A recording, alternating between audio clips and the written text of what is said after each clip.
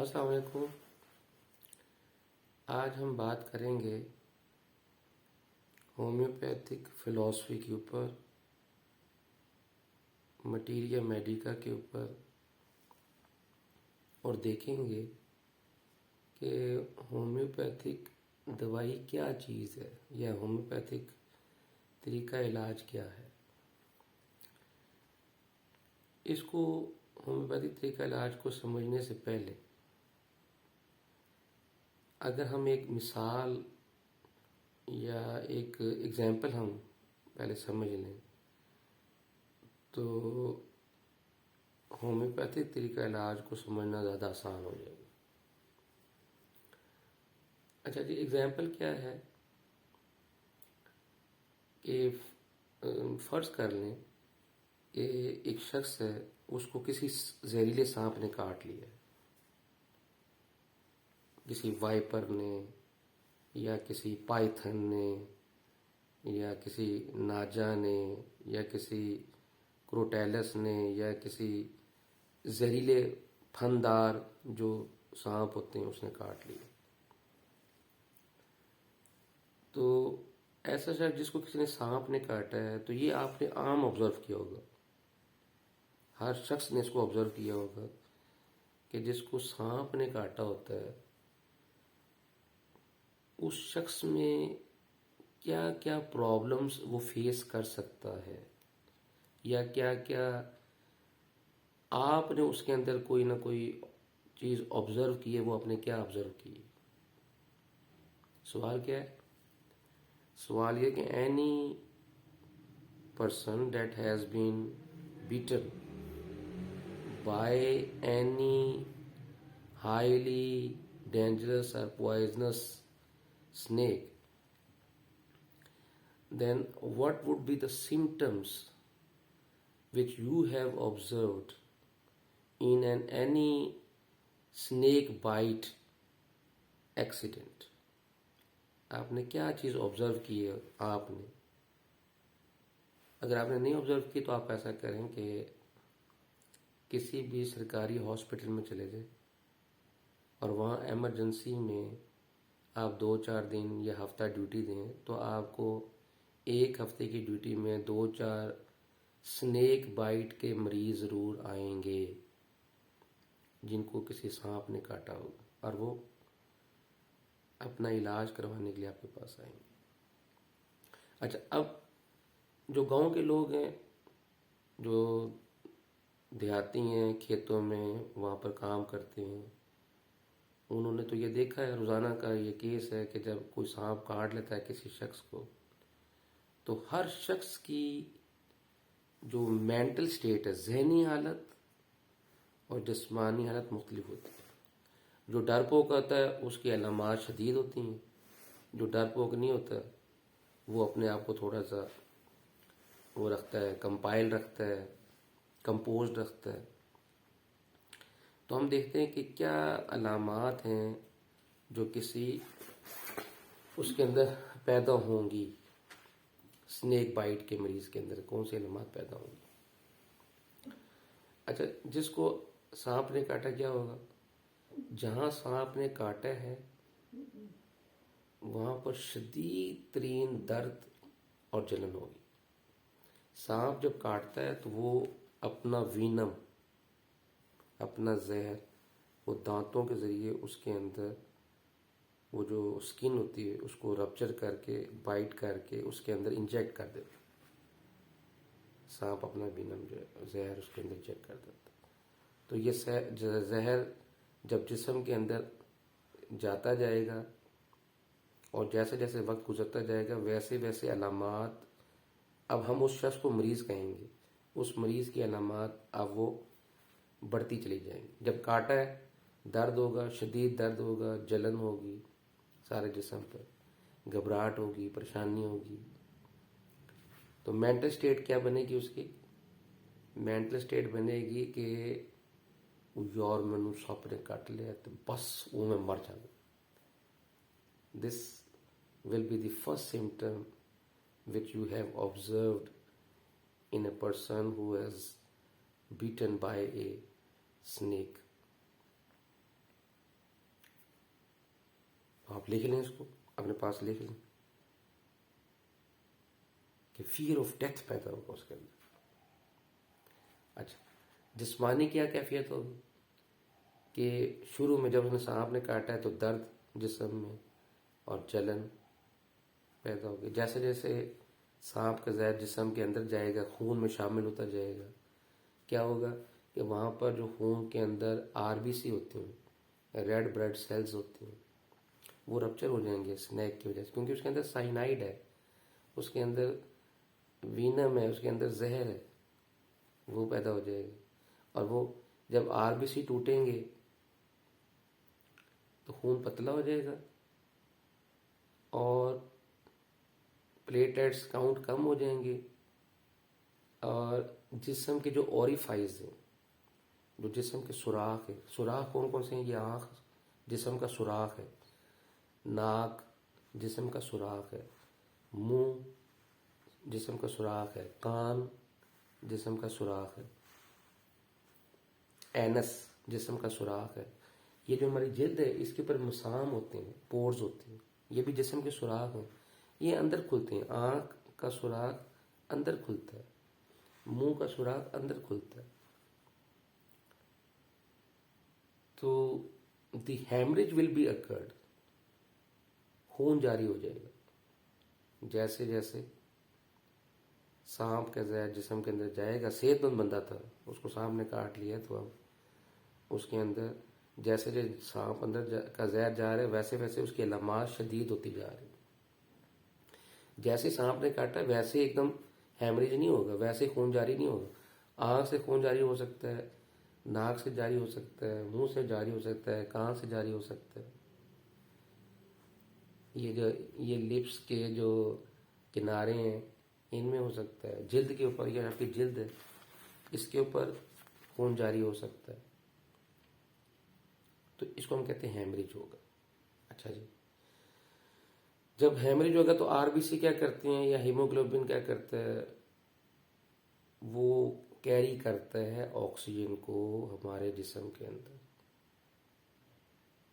तो जब ऑक्सीजन हमारे जिस्म में प्रॉपर नहीं जाएगी, वो सेल्स जो कि जिस्म में ऑक्सीजन लेकर जा रहे हैं पूरे जिस्म में, हमने सांस लिया ना, ये सांस लिया है, तो ये सांस में जो ऑक्सीजन है ये वो हमारे खून के ज़र्रात हैं, उनके ऊपर ये ऑक्सीजन बैठ जाती है और फिर वो ज़र्रात हमारे जिस्म में, पूरे जिस्म में घूमते हैं, सर्कुलेट करते हैं, और वो ऑक्सीजन जो है जहाँ उसकी रिक्वायरमेंट होती है वहाँ वो पूरी हो जाती है।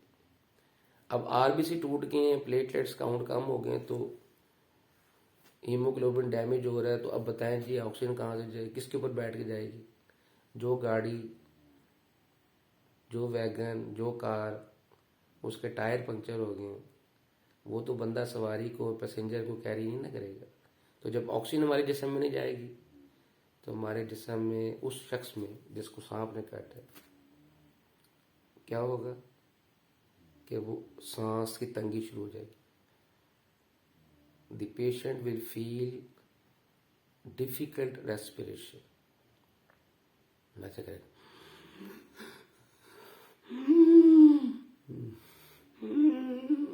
वो सांस ज़्यादा कैरी करने की कोशिश करेगा। क्यों? उसको सांस कम आ रहा है। सांस कम क्यों आ रहा है?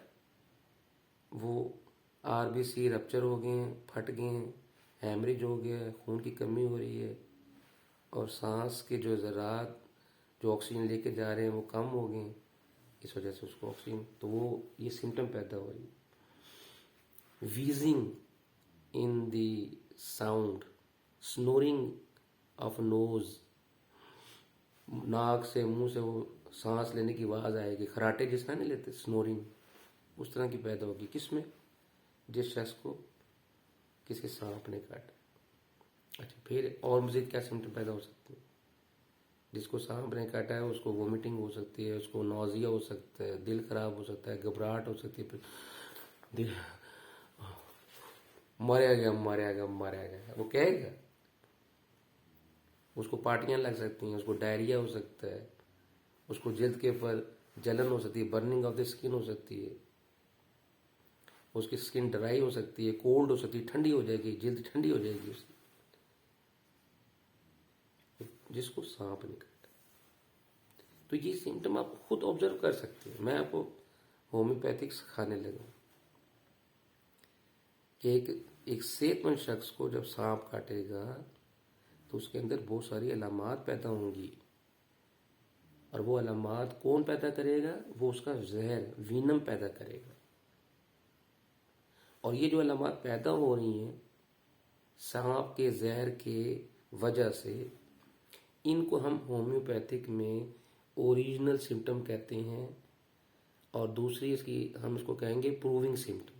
ये मटीरियल मेडिका में लिख ली जाती हैं, ये मटीरियल मेडिका में लिख ली जाती हैं। जब भी किसी सेहतमंद शख्स में कोई केमिकल दाखिल किया जाएगा, बेशक वो प्लांट का केमिकल है या वो किसी एनिमल को दाखिल किया गया है, तो जो मरीज, जो सेहतमंद शख्स में अलामात पैदा हो रही हैं, जो भी मैंने आपको गिनवाई हैं, वो मैंने आपके लिए नोट भी की हैं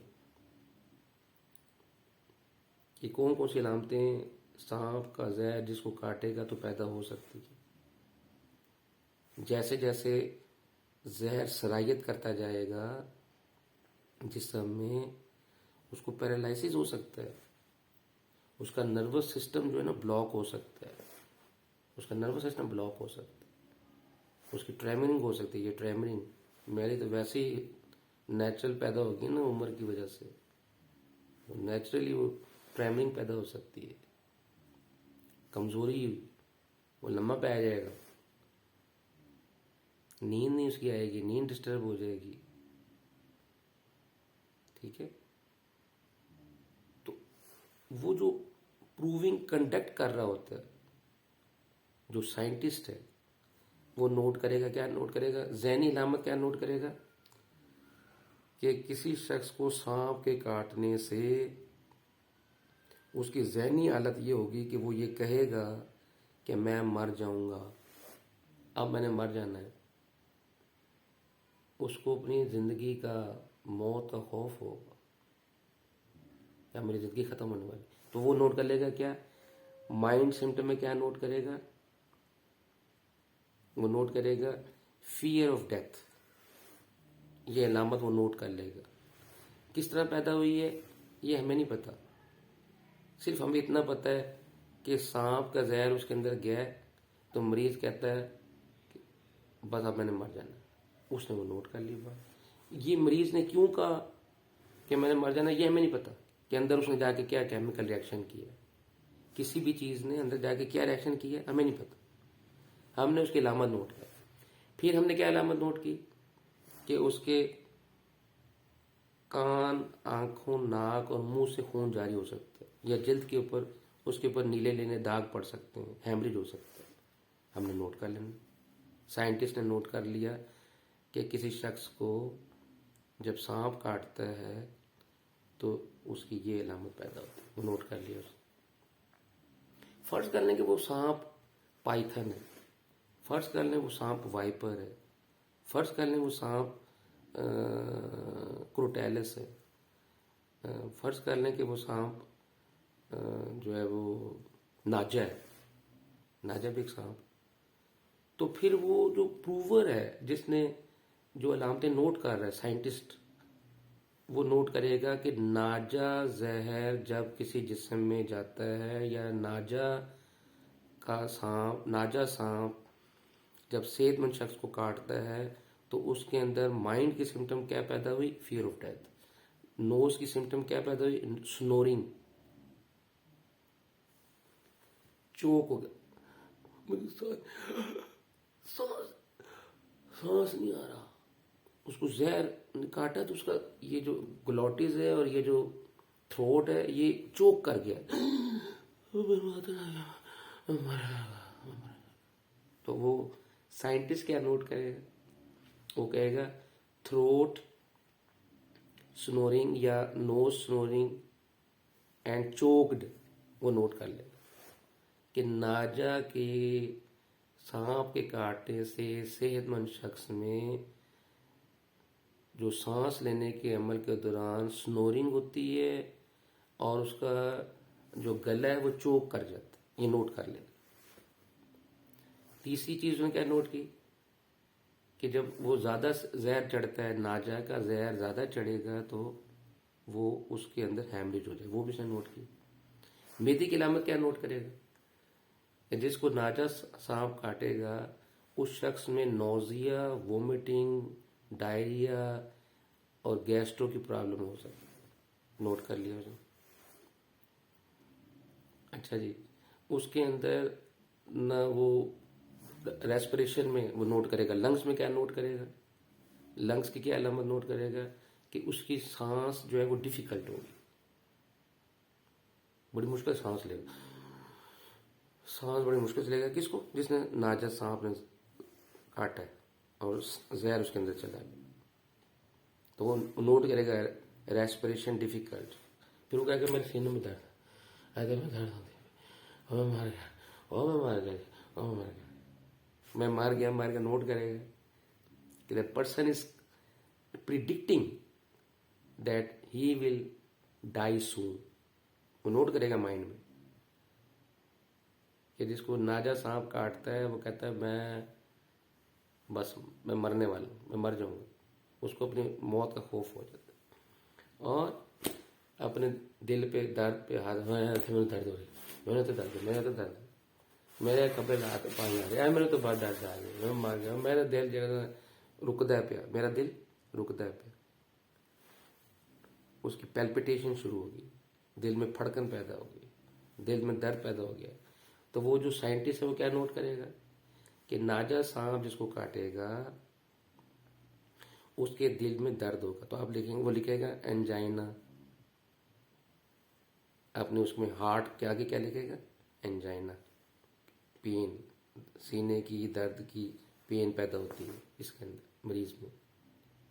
अच्छा, फिर वो लिखेगा कि मैंने जब उसकी मरीज की नब्ज चेक की तो वो इरेगुलर थी, फड़कन वाली, कभी कम हो गई है, स्लो हो गई है, जिसम उसका मैंने हाथ लगाया तो ठंडा हो गया, तो वो लिखेगा स्किन के ऊपर लिखेगा स्किन कोल्डनेस। नाजा सांप जिसको काटेगा उसकी जिल्द साइंटिस्ट ने क्या लिखी कि उसको मैंने महसूस किया कि कोल्डनेस है उसको पैदा हुई है, और पल्स के आगे क्या लिखेगा? इरेगुलर है या स्लो है। अच्छा, फिर वो जो जिसको नाजा सांप काटेगा सेहतमंद शख्स को, उसके बाजू में, हाथों में और टांगों में प्रॉपर मूवमेंट नहीं होगी। वो चलना चाह रहा है सीधा तो यूं गिर रहा है, और पानी पानी पानी पानी पानी। इसका मतलब क्या है कि वो जो हाथ, उसमें वो क्या नोट करेगा, जो साइंटिस्ट है वो क्या नोट करेगा कि जिसको सांप ने काटा है उसको हम प्रूवर कहेंगे ना, उसके ऊपर प्रूविंग हो रही है, अलामत पैदा हो रही है, और साइंटिस्ट जो है वो डॉक्टर है, तो वो अपने न जो लिखेगा उसके अंदर फोर आर्म या लेग्स के आगे क्या लिखेगा? The arm movements are involuntary and without any control by the person. वो लिखेगा कि इसके हाथों की जो हरकत है और जो टांगों की में जो मूवमेंट है वो कंट्रोलेबल नहीं है, वो प्रॉपरली ग्लास नहीं पकड़ रहा था। वो नोट कर लेगा, वो नोट करता जा रहा है किस में? जिसको नाजा सांप ने काटा है। अच्छा जी, फिर वो कहेगा जी कि जब वो उसको निगलने में, हम उसको कहना अला पानी पी, और पानी पी, और नज़ीर तेन सांप ने काट लिया, फिक्र ना कर, तू ठीक हो जाए, ठीक। उन्होंने कहा पानी पियो, कोई पानी गिलास नहीं फड़िया जा रहा है, गिलास फड़िया नहीं जा रहा है, इंजन करता पीता मेरे अंदर निकला, पानी अंदर नहीं जा रहा। अब वो नोट करेगा, क्या नोट करेगा? वो नोट करेगा कि जो मुतासरा शख्स था उसको निगलने में, इनगल्फ करने में, निगलने में रोटी, बुरकी, नवाला इनगल्फ करने में मुश्किल पेश आई। किसको? जिसको सांप नाजा ने काटा। ठीक हो गया? या वो नोट कर रहा है सारी। क्या नोट कर रहा है, मैं आपको थोड़ी सी अलामत बता देता हूँ। एक तो उसका नर्वस सिस्टम, जो उसके असाब हैं उनका फालिज हो सकता है उसको, जिसको नाजा साहब ने कहा, वो नोट करेगा। कहाँ पर नोट करेगा?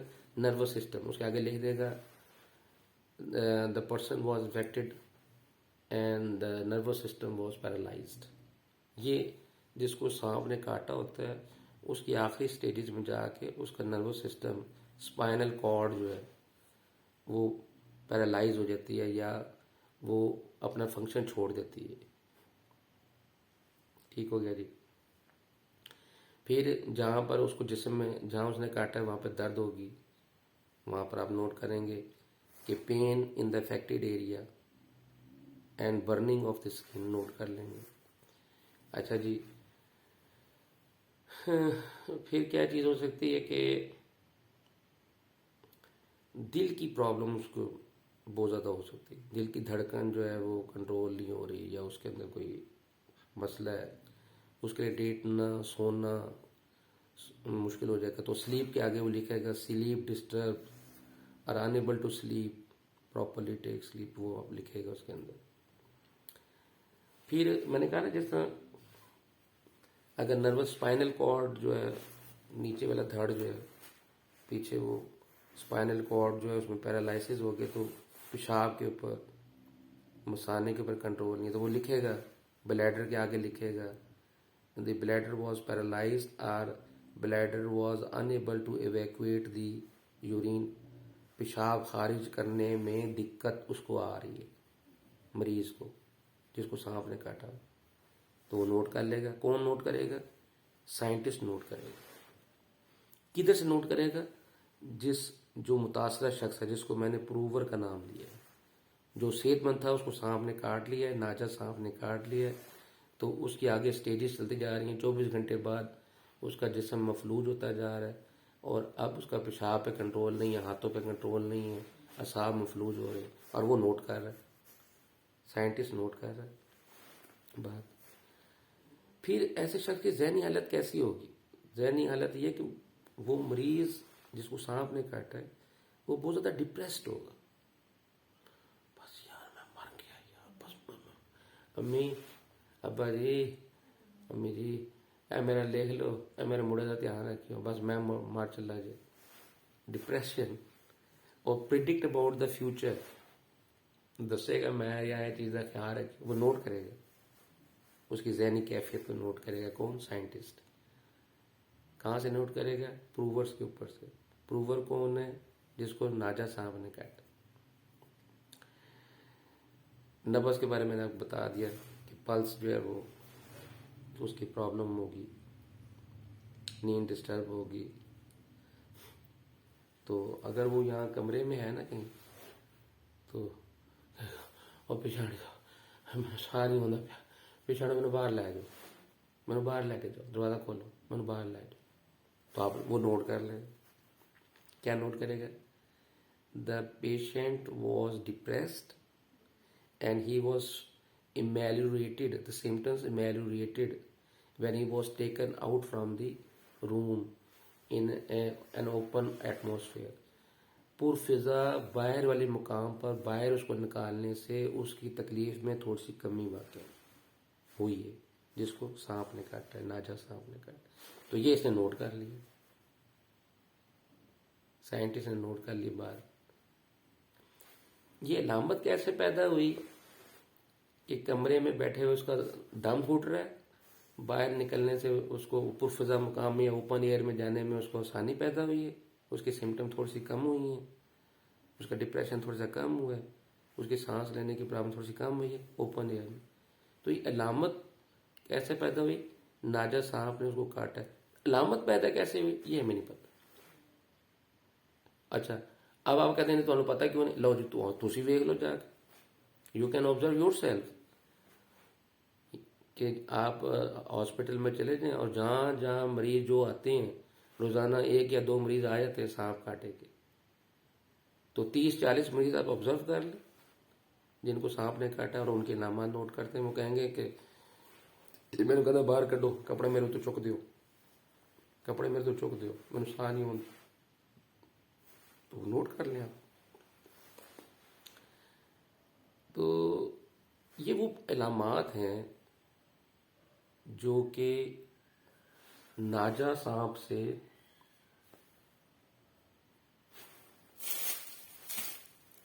नाजा सांप के काटने से पैदा हुई।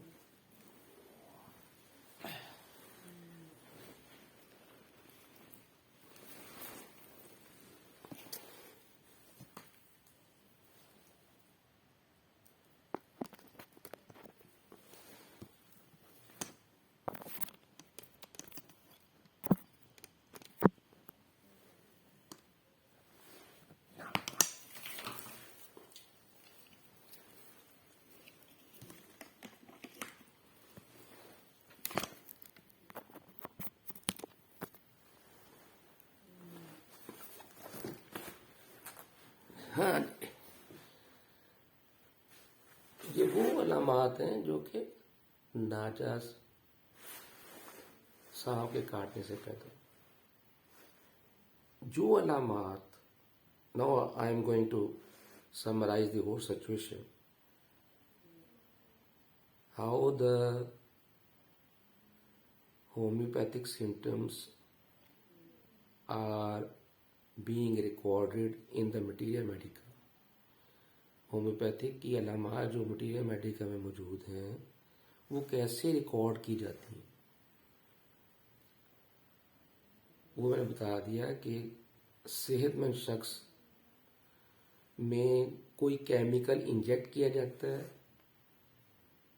वो केमिकल बेशक प्लांट से हासिल कर लें, बेशक आप एनिमल से हासिल कर लें, और वो सेहतमंद शख्स में जो अलामात पैदा होती हैं उनको मटीरियल मेडिका में रिकॉर्ड कर लिया जाता है। और वो साइंटिस्ट होगा जो रिकॉर्ड करेगा, आम बंदा जो रिकॉर्ड करेगा अलामत वो नहीं तस्लीम की जाती। साइंटिस्ट वो होगा जिसका 20-25 साल का क्लिनिकल एक्सपीरियंस हो, जो केमिस्ट हो, जो केमिकल के रिएक्शन को समझता हो, जो इस बात को समझता हो कि ये इसकी प्रूविंग अलामत फला चीज की है या नहीं, तो मटीरियल मेडिका में लिखी जाएंगी। कहाँ से अलामत ली जाएंगी? जिंदा शख्स के अंदर केमिकल पहुंचाकर वो अलामत ली जाएंगी। वो केमिकल प्लांट से भी जा सकता है, वो केमिकल एनिमल से भी जा सकता है, या किसी और चीज से भी जा सकता है। बिजली का शॉक, बिजली जो है वो कोई ऐसी चीज तो नहीं है ना, केमिकल तो नहीं है। तो बिजली का शॉक देने से कोई ना कोई मरीज के अंदर अलामत पैदा होगी। मसलन यहाँ बिजली का शॉक लगे तो क्या होगा, ये जिल्द काली हो जाएगी और इस जिस्म के जो बाजू के असाब हैं वो मुतासर हो जाएंगे, ये हरकत ही नहीं करेंगे, ऐसे बंद हो जाएंगे, और इधर ये सारी जिल्द काली हो जाएगी जिसको शॉक लगेगा। उसका नर्वस सिस्टम के ऊपर भी असर पड़ेगा, उसकी मौत वाकई हो सकती है। तो बिजली कोई केमिकल नहीं है, लेकिन अलामत आपने नोट कर ली। अब ये अलामत कैसे पैदा हुई, वो काला कैसे हुआ, इसको छोड़ दे, हमें नहीं पता कहां से पैदा, बस सामने नजर आ रहा है काला। तो नाजा सांप जब किसी शख्स को काटेगा, सेहतमंद शख्स को, तो उसमें कुछ अलामत नेचुरल कुदरती पैदा होंगी। वो अलामत 1 से लेकर 1000 हो सकती हैं। उन अलामत को स्क्रूटनाइज करेगा कौन? साइंटिस्ट, कि कौन सी अलामत मैंने मटीरियल मेडिका में नाजा स्नेक बाइट के सामने लिखनी है।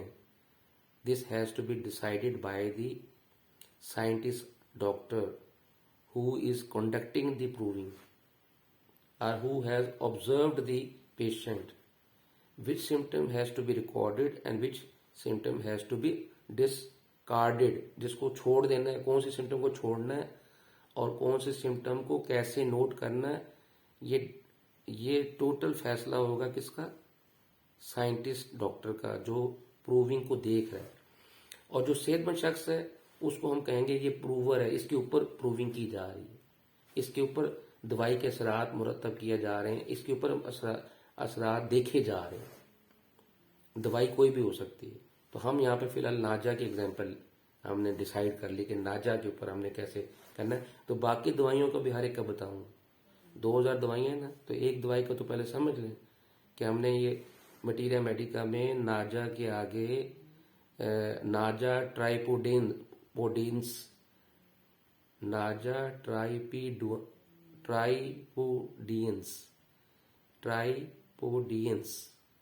नाजा ट्राइपोडियंस।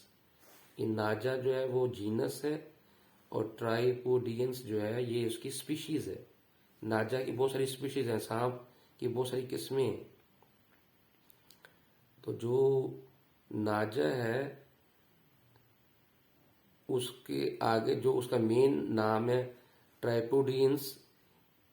इस सांप के काटने से किसी सेहतमंद शख्स में क्या अलामत पैदा होती हैं वो मैंने आपको भी पूरी वीडियो में सुना दी कि ये अलामत पैदा होंगी।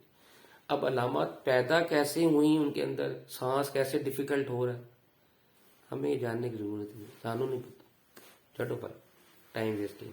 हमें ये पता है कि नाजा सांप के काटने से लोगों में वोमिटिंग पैदा होती है, नाजा सांप के काटने से सांस डिफिकल्ट हो जाता है, नाजा सांप के काटने से एंजाइना का दर्द होता है, यानी कि दिल का दर्द होता है, नाजा सांप के काटने से नर्वस सिस्टम ब्रेक डाउन हो सकता है, पैरालाइज होता है, नाजा सांप के काटने से लंग्स में वो प्रॉब्लम आ जाती है और वो सांस उसको नहीं आता, वो वीजिंग करके सांस लेता है। नाजा सांप के काटने से वो जो निकलने में उसको तकलीफ होती है, वो कोई चीज़ अब पिएगा, पानी पिएगा या रोटी खाएगा तो उसको निकली नहीं जाती, इतना उसके ऊपर खौफ और इतना ज़्यादा उसको प्रॉब्लम प्रेशराइज हो जाता है।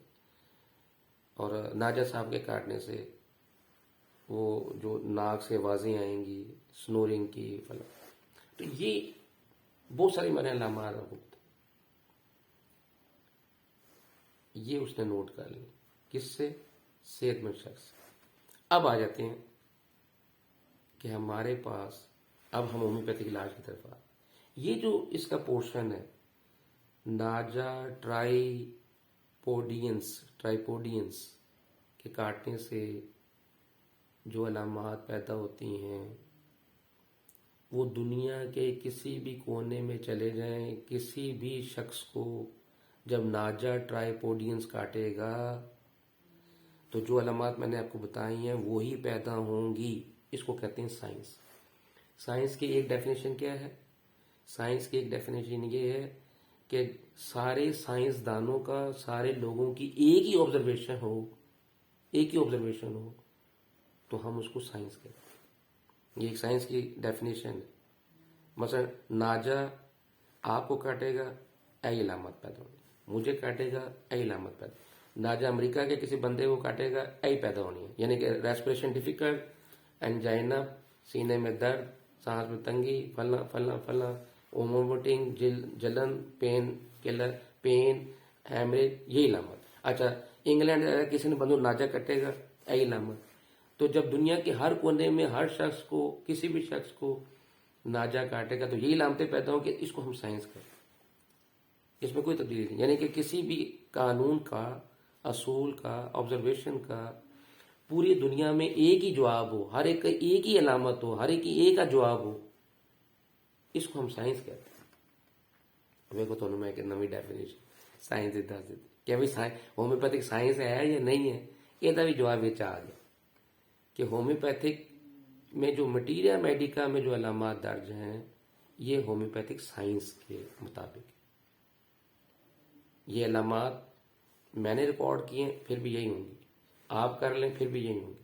ये जो कहते हैं ना कि होम्योपैथिक फ्रॉड है या होम्योपैथिक फल है, उनको कहें भाई जी हमने ये लिखा हुआ है कि नाजा सांप के काटने से दिल बंदे का डूबता है, वो अपने सीने में दर्द महसूस करता है और दिल की फड़कन हो जाती है, दिल रुकना शुरू हो जाता है, दिल ये हो जाता है, सांस मुश्किल होती है। कह रहे देख ले हमने तो ये लिखी होंगी मटीरियल मेडिकल में। आप खुद आप जो है ना जो कहते हैं कि ये फ्रॉड, ऐसे करते हैं हम आपको सांप, नाजा सांप कटवाते हैं या उसका इंजेक्ट करते हैं विनम आपके अंदर, तो देखना तेरे अंदर अलामत पैदा होगी जेडी दी, तो वो तो पहली बात है तैयार ही नहीं होगा। तो मटीरिया मेडिका में जो अलामत दर्ज हैं वो हमारी होम्योपैथिक साइंस है। अब आ जाते हैं होम्योपैथिक आर्ट की तरफ कि होम्योपैथिक इलाज क्या है। होम्योपैथिक इलाज ये है कि अगर हमारे पास कोई मरीज आता है, कोई भी मरीज जिसको खाना निगलने में या पानी निगलने में, खाना निगलने में या पानी निगलने में मुश्किल पेश आती है, मरीज आ गया हमारे पास, खाना निगलने में और पानी पीने में उसको मुश्किल पेश आती है, वो निगल नहीं पा रहा है, हमें नहीं पता इसको नाजा सांप ने काटा या नहीं काटा, हमें नहीं पता। अब वो अलामत लेकर आया है मरीज कि वो कहता है कि डॉक्टर साहब मेरे को, मैं रोटी खाना ना, मेरे को रोटी निकलती नहीं, ਇੱਥੇ अड़ जाती, थल्ले नहीं जाती, और फिर उस दी दर्द होंदा रहंदा। तो फिर थोड़ी देर बाद जाके किसी जगह तो मैंने आराम आंदा है। मैंने तकलीफ, मैं बड़े इलाज कराए, ये अलामत लेकर आ गए। हम क्या करेंगे, हम इस अलामत को मटीरिया मेडिका में दर्ज अपनी 2000 अद्वियात के साथ कंपेयर करेंगे कि किस दवाई में ये अलामत engulf of the food are unable to drink water, हम ये ढूंढेंगे। मरीज को सांप ने नहीं काटा, वो मरीज को सांप ने नहीं काटा, मरीज को ये अलामत कैसे पैदा हुई सानू नहीं पता, मरीज ये अलामत लेकर आ गया। अब जब वो एलोपैथिक डॉक्टर के पास जाएगा ये अलामत लेकर कि the person is affected with unable to engulf the food और unable to take water and it is difficult for a person to drink water। अब ये चला गया एलोपैथिक डॉक्टर के पास। एलोपैथिक डॉक्टर करे, वो कहेगा ऐदा तू ना तू जा गैस्ट्रो दे डॉक्टर को टोच, मेदे दे डॉक्टर को टोच। वो की करेगा, वो कैमरा पाया है बिच, तेरा कैमरा होगा, तेरा अंदरों एंडोस्कोपी होगी, तेरी असी वेखना है तू कित्थे की रोटी क्यों नहीं हो रही, की हो रहा फला नहीं, इत्थे कुछ ना तेन पैरालाइसिस नहीं हो गया, ए तेरा थायराइड तो नहीं वधिया, या तेरे गले में तो नहीं कोई प्रॉब्लम, या तेरी ईसोफेगस की नाली में प्रॉब्लम तो नहीं, वो ढूंढेगा, वो सर्च करेगा। हमारे पास आएगा, होम्योपैथिक वालों के पास आएगा, सानू डायग्नोज करने की कोई लोड़ कहनो क्यों है कि खाना उससे निगला नहीं जा रहा, ये लामत लेकर आया मरीज। हमने क्या करना है, हमने इसकी तशखीस नहीं करनी, ना बीमारी की है, हमने कहना है वो इस्लामत unable to engulf the food वो हम ढूंढेंगे सॉरी ढूंढेंगे हम अपने मटीरियल मेडिकल से। फॉर एग्जाम्पल ये जो अलामत है, फॉर एग्जाम्पल वो नाजा में मिल गई हमें। नाजा में जो अलामत लिखी हुई मैंने आपको पहले बताया कि ये हमारी ओरिजिनल अलामतें हैं, ओरिजिनल, ये इसके ये बकायदा मरीज के अंदर पैदा हुई हैं तो हमने रिकॉर्ड की हुई, ये ओरिजिनल है। और ये हमें पता है कि ये सिर्फ नाजा ट्राइपोडियंस जो स्पीशीज है उसके पैदा होने से पैदा हुई। ठीक हो गया जी। मरीज आ गया अलामत लेकर कि उससे खाना निगला नहीं जा रहा, तो अब हमारे पास हमारी दवाई है नाजा जो हमने उसको देनी है बगैर तशखीस के कि इसको क्यों ये अलामत पैदा हुई। जब एलोपैथी डॉक्टर क्या कर रहा है, वो एंडोस्कोपी कर रहा है, वो उसका गले का मुआयना कर रहा है, वो बहुत सारे उसके टेस्ट करवा रहा है और उसको तशखीस करने की कोशिश कर रहा है। तो तशखीस कर भी लेना तो दवाई कोई नहीं होना कोई, बस तशखीसा दे तो जोर है डायग्नोसिस दे जोर है कि डायग्नोज कर करके आकर फर्ज कितना निकला कि जी स्ट्रिक्चर ऑफ ईसोफेगस है। फर्ज कर की निकले स्ट्रिक्चर ऑफ ईसोफेगस, ये मैदे के वो ना मैदे की नाली कह ले ना, जो इधर से शुरू होती है मुंह से ग्लोटिस से और उसके बाद नीचे स्टमक तक जा रही है, ईसोफेगस इसको कहते हैं। तो ये ईसोफेगस यूं सीधी है ना, तो इसके अंदर यूं स्ट्रिक्चर है, ऐसे टेढ़ी होकर जा रही, यूं आई ऊपर से आई ना, यूं आके यूं होके फिर यूं आई तो ये इसको स्ट्रिक्चर है, स्ट्रिक्चर ऑफ इसोफेगस है, डायग्नोज उन्होंने कर लिया। एलोपैथ डॉक्टर ने डायग्नोज कर लिया, असं कोई नहीं डायग्नोज किया, सानू लोड़ ही नहीं कि स्ट्रिक्चर है या नहीं है। हमें पता लग गया कि ये नाजा की लामत है, और हमें यह भी पता है कि नाजा में जो लामत मटीरियल मेटिक में दर्ज है वो तो सांप के काटने से पैदा हुई है। यहाँ कैसे पैदा हुई है सानू जरूरत नहीं है देखने की कि इसको लामत कैसे पैदा हुई। एलोपैथ डॉक्टर ने उसको डायग्नोज किया स्ट्रिक्चर ऑफ इसोफेगस। अच्छा जी, कर लिया डायग्नोज उनने, अगे कोई दवाई है ही नहीं, गल ही मुक। यानी कि डायग्नोज कर करके टेस्ट करा करा के मत मार देते बंदे, आखिर कहते हैं इनू ना कैंसर है। अच्छा जी, अगे फिर इलाज, अगे कोई इलाज नहीं। अच्छा वो कि जी इतना डायग्नोज करते जाएंगे, वो कहेगा मेरे सर में दर्द, डायग्नोज कर इसका टेस्ट करवा, इसका स्कैन करवा, इसका सीटी स्कैन करा, इसका MRI करा, इसका एक्सरे करा, इसके फला टेस्ट करा, फिर आखिर जाके ना साल बाद दसेंगे एनू ब्रेन ट्यूमर। अच्छा जी, ब्रेन ट्यूमर हो गई, फिर अगे इलाज।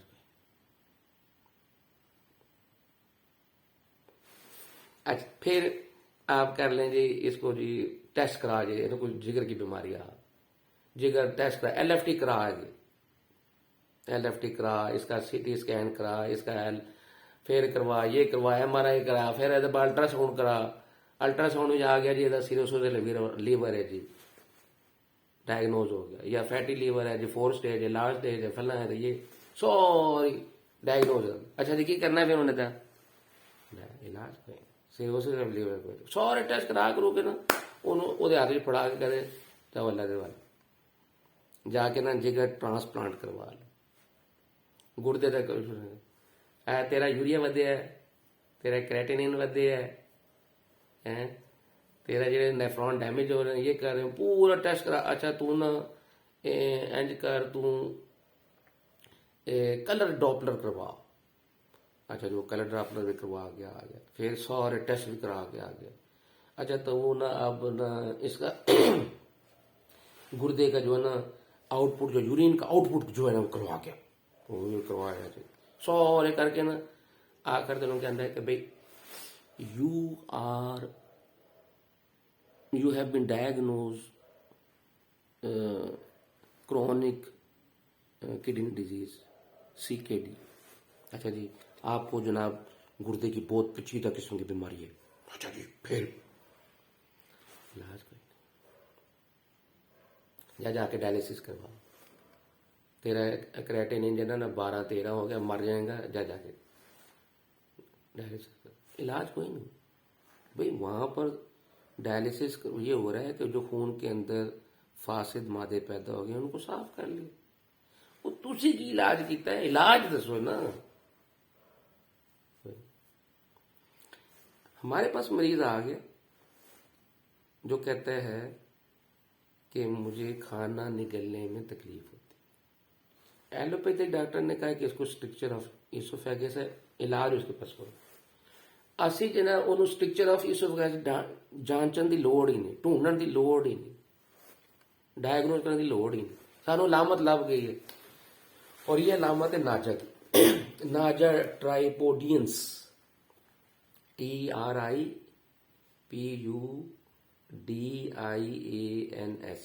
ट्राइपोडियंस। मेरे किहड़ी कोई अंग्रेजी अब्बा जी की जुबान है, मैं भी ऐसे तरह सीखी है ना, गलत हो गई, नहीं बोलिया जाता तो कोई मसला नहीं, परेशान ना है। साढ़े ना अम्मा की जुबान है तो ना साढ़े अब्बे की जुबान है, अंग्रेज़ों की जुबान है। तो असी देखो ना, असी तो उन्होंने तो ज़्यादा माहिर हाँ कि सानू 11 जुबाना आंदियां ने, तो अंग्रेज़ नूं सिर्फ एक जुबान आती है अंग्रेजी। सानू उर्दू भी आती है, पंजाबी भी आती है, पश्तो भी आती है, सिंधी मैंने मैट्रिक किया, मुझे सिंधी भी आती। तुम जो नालो छा है, आपका क्या नाम, चलें इस पर कभी बात करते। फिर हिंदी में पढ़ भी लेता हूँ, लिख भी लेता हूँ, वो जो मुख्तलिफ बंगला किस्म की है ना, यूं करके ऐसे करके लिखते, वो सारी आती। तो बहुत सारी जुबानें आती हैं जिसमें कम्युनिकेट इंशाल्लाह हम कर सकते हैं। अंग्रेजी की जुबान जान अंग्रेजी, जबकि हम लोग ज़्यादा माहिर हैं। We can express our moods, our feelings in 11 different languages. हम अपने जो ख्यालात हैं ना वो लोगों तक पहुंचा सकते हैं 11 जुबानों में। वो सिर्फ अंग्रेजी जान लें, तो हम उससे ज़्यादा अक्लमंद, ज़्यादा पढ़े लिखे हैं। तो जो गलती हो सकती है वो अपने नाजा ट्रैप ऑडियंस, वो ऐसा जरा बोल लेगा अजय कह नाजा ट्राइप ऑडियंस पढ़ांगे, पर यार गल तो ऐसी कम्युनिकेट कर ली ना। वो जरा थोड़ा मुंह बिगाड़ के या लहजा चेंज करके बोल देना। मरीज आ गया हमारे पास, खाना निगला नहीं जाता, हमने उसको डायग्नोज नहीं करना है, हमें अलामत मिल गई। ये अलामत जो मरीज लेकर आया है ये मरीज की ओरिजिनल सिम्टम है, मरीज की, और हमें ये नहीं पता कि ये इसको सांप ने काटा है या नहीं काटा, हमें नहीं पता, लेकिन अलामत लेकर आ गया। हम उसको कंपेयर करेंगे होम्योपैथिक मटीरियल मेडिकल के साथ, दवाई निकल आई नाचा। एलोपैथिक डॉक्टर उसको डायग्नोज करेगा और कहेगा स्ट्रक्चर ऑफ ईसोफेगस, डायग्नोज कर लेगा। उसके पास इलाज कोई नहीं। हमारे पास नाजा दवाई मौजूद है, नाजा ट्राइपोडियंस, जो कि 6 ताकत से लेकर 30 और कुछ केसेस में 200 में इस्तेमाल होते। हम मरीज की हालत को देखेंगे, मरीज थोड़ा मोटा तगड़ा हाई हुआ, मरीज की बीमारी के स्टेज को देखेंगे, कब से ये बीमारी है, कल हुई है, 2 दिन हुए ने, महीना हो गया, साल हो गया, देखेंगे। मरीज की हालत देखेंगे, मोटा है, तगड़ा है, उसका इम्यून सिस्टम कमज़ोर है, स्ट्रॉन्ग है, उसका मेंटल लेवल क्या है, वो यानी हशाश पशाश है या अपनी बीमारी से मरा जा रहा है, बीमारी का मुकाबला करने की उसके अंदर सलाहियत है नहीं है। दवाई हमारी सिलेक्ट होगी ना, जब अब हम उसकी पोटेंसी का इंतखाब कर। तो नाजा पोटेंसी जो है वो 6 ताकत से लेकर 30 और 30 से आगे 200 तक इस्तेमाल होती है मुख्तलिफ मरीज को। हमने उसको किस अलामत की बेस के ऊपर नाजा देनी है। फर्स्ट के लिए हम नाजा 30 उसको दे रहे हैं, अलामत है कि उसको खाना निगलने में तकलीफ होती है, वो पानी पीता है तो वो भी पानी भी अड़ जाता है, नीचे नहीं जाता है, और जब रोटी खा लेता है तो नवाला जितनी देर तक नाली में रहता है उसको दर्द होती रहती है, और फिर जब वो मैदे में गिर जाता है फिर उसको थोड़ा सुकून आता है। एलोपैथी डॉक्टर ने उसको डायग्नोज किया है कि इसको स्ट्रक्चर ऑफ ईसोफेगस, हमें नहीं पता कि इसको क्या है, हमने इसकी अलामत के मुताबिक दवाई नाजा सेलेक्ट कर ली। जब हम उसको, अब ये जो मरीज की अलामत है ये ओरिजिनल अलामत है, इसको याद रखना है, ये मरीज की अलामत ओरिजिनल अलामत है। अब हमने इसको देनी है नाजा 30 में, या 6 ताकत में दे लें, 12 में दे लें, 18 में दे लें, वो जो भी आप तजवीज़ करते हैं वो उसके ऊपर मैं अलग लेक्चर आपको दे लूँगी। तो जब आप नाजा 6 या 12 ताकत या 30 ताकत में आप मरीज को दे रहे हैं जिसको ये अलामत है कि वो खाना निगलने में उसको प्रॉब्लम आती है, जो कि उसकी ओरिजिनल सिम्टम है, और हमें उस ओरिजिनल सिम्टम का नहीं पता कि वो कैसे पैदा हुई है, उसको सांप ने काटा था मरीज को या नहीं काटा, तो ये अलामत कैसे पैदा होगी हमें नहीं पता, ना हमें जानने की ज़रूरत है। हमने अलामत को सामने रखा है और नाजा को सिलेक्ट कर लिया। जब हम नाजा 6 ताकत में या 12 ताकत में या 22 ताकत में या 30 ताकत में मरीज को देंगे तो हम नाजा जो 6 ताकत दे रहे हैं वो क्या है, वो नाजा का जहर है जो हम मरीज को दे रहे हैं। 30 ताकत में, 22 ताकत में, 18 ताकत में, 12 ताकत में हम मरीज को दे रहे हैं, यानी कि नाजा का वो बारीक सा माइन्यूट सा एक एटम या मालिक्यूल उसको दे रहे हैं नाजा का। वीनम दे रहे हैं मरीज को, जिसको ऑलरेडी ये अलामत है कि खाना निगलने में तकलीफ होती है, वो उसकी ओरिजिनल सिम्टम। अब हम जब नाजा 12 ताकत में या 18 में या 30 में मरीज को देंगे, तो नाजा जो जहर हम मरीज को देंगे वो नाजा अपनी अलामत मरीज में पैदा करेगा। एक अलामत तो वो है ना जो लेके आया मरीज ओरिजिनल, कि मैं खाना निकलने में तकलीफ हो रही है। एक अलामत हमने पैदा की उसके जिस्म में, नाजा दे के, नाजा 30 दे के हमने अलामत पैदा की। कौन सी? कि वो जो हमने प्रूविंग के वक्त नोट की थी, खाना निगलने में तकलीफ होती है नाजा के मरीज को।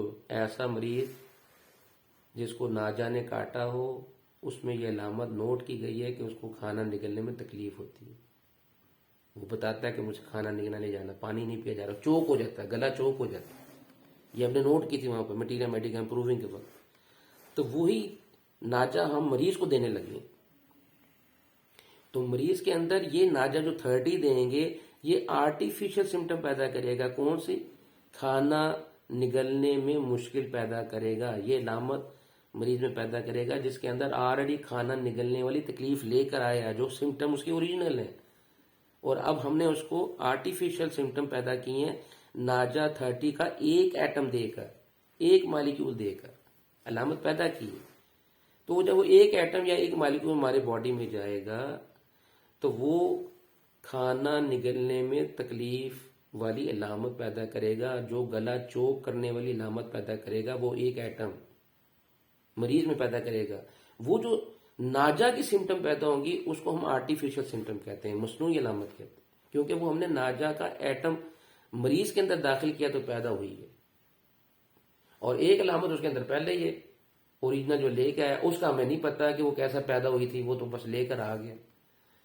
तो जिस्म यहां पर जब नाजा 30 का एटम जिस्म में दाखिल होगा तो जिस्म का जो वाइटल फोर्स है, जिस्म की जो इम्यून सिस्टम है, जो जिस्म की ओरिजिनल पावर है किसी बीमारी के खिलाफ लड़ने की, जिसको हम नेचुरल इम्यूनिटी कहते हैं, वो उस एक एटम को जो कि जाके मसनूई अलामत पैदा करने लगा है जिस्म में, मरीज के जिस्म में, उसके खिलाफ वो नबर्द आजमा हो जाएगा।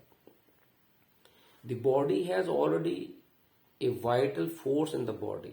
The body already has natural immunity, immune system in the body that actually fight against the disease and try to control the disease. And this controlling of the disease in the body is natural, that has been developed by the Allah, by the God. अल्लाह ने हमारे जिस्मों में एक immune system पैदा किया हुआ है, natural system पैदा किया हुआ है। किसी दवाई की जरूरत नहीं है, किसी डॉक्टर की जरूरत नहीं है। कई बीमारी हम पर हमलावर होती हैं, वो हमारा नेचुरल इम्यून सिस्टम जाके उसको ठीक कर देता है, किसी दवाई की जरूरत ही नहीं। गला खराब होता है, कोई आपको अंग्रेजी एलोपैथिक दवाई लेने की जरूरत नहीं है, कोई आपको होम्योपैथिक दवाई लेने की जरूरत नहीं। गले खराब होते हैं 2-4 दिन बाद ठीक भी हो जाते हैं। तो वो ठीक कैसे हुए? जबकि एक बैक्टीरिया ने आपके टॉन्सिस के ऊपर हमला कर दिया, आपके टॉन्सिस सूज गए, आपको दर्द महसूस हो रही थी और आपको तकलीफ हो रही थी, बुखार भी हो गया, लेकिन आपने दवाई नहीं खाई, ना एलोपैथिक खाई, ना आपने होम्योपैथिक खाई, ना आपने हर्बल खाई। तो कुछ अर्से बाद, 3 दिन बाद, 4 दिन बाद खुद ब खुद ठीक हो गई। वो खुद ब खुद ठीक किसे हुआ? हमारे जिस्म में इम्यून सिस्टम है, हमारे जिस्म में वाइटल फोर्स है, हमारे जिस्म में अल्लाह ने एक निज़ाम पैदा किया हुआ है बीमारी के खिलाफ लड़ने का, उसने उसको ठीक कर दिया। ये जो नेचुरल सिस्टम कमजोर होता है, वाइटल फोर्स कमजोर होती है, इम्यून सिस्टम कमजोर होता है, जो हमारा मुदाफियती निज़ाम कमजोर होता है, इसकी वजह से बीमारी पैदा हो रही है। अब वो खुद ब खुद ठीक नहीं हो रही, इसका मतलब जिस्म कमजोर है, वाइटल फोर्स कमजोर है, इम्यून सिस्टम कमजोर है। अब हम उसको एलोपैथिक दवाई को एंटीबायोटिक देंगे या होम्योपैथिक दवाई देंगे, तो वो क्या करेगी? एलोपैथिक दवाई आर्टिफिशियल इम्यून सिस्टम पैदा करेगी, वो मसनूई इम्यून सिस्टम पैदा करेगी बीमारी के खिलाफ, वो एंटीबॉडीज बनाएगा बीमारी के खिलाफ एलोपैथिक दवाई। जबकि हमारी दवाई क्या करती है, जो कि ऑलरेडी इम्यून सिस्टम जिसमें था वो कमजोर हो गया हुआ है, जिसकी वजह से वो मरीज ये फील कर रहा है कि मेरा खाना निकलने में तकलीफ होती है, मुझे पानी पीने में तकलीफ हो रही है, मुझे मेरा गला चोक हो गया है, हमें नहीं पता किस वजह से हुआ है। हमने उसको नाजा दवाई सेलेक्ट की। वो नाजा जब 30 में या 12 ताकत में या 18 में हम उसको देंगे तो नाजा का जहर का जो जो कि जहर है ही नहीं असल में, एक एटम या एक मालिक्यूल देंगे, वो हमारी बॉडी में जाके जो हमारे बॉडी के इम्यून सिस्टम को, नेचुरल सिस्टम को, जो बीमारी के खिलाफ मुदाफियत पैदा करता है और जो वाइटल फोर्स है उसको जाके उभारेगी, उसको जाके उभारेगी। और वो वाइटल फोर्स या इम्यून सिस्टम ये जो नाजा मसनूई इलामत पैदा करने लगा है कि खाना निगलने में तकलीफ, पानी निगलने में तकलीफ और चोक, ये मटीरियल में लिखा हुआ है कि वो नाजा पैदा करता है जहर, इसको जाके हमारा बॉडी इम्यून सिस्टम इस नाजा की इलामत को पहले ठीक करेगा, क्योंकि ये एक एटम है। इस एक एटम की बीमारी को हमारा जिस्म इम्यून सिस्टम ठीक कर ले।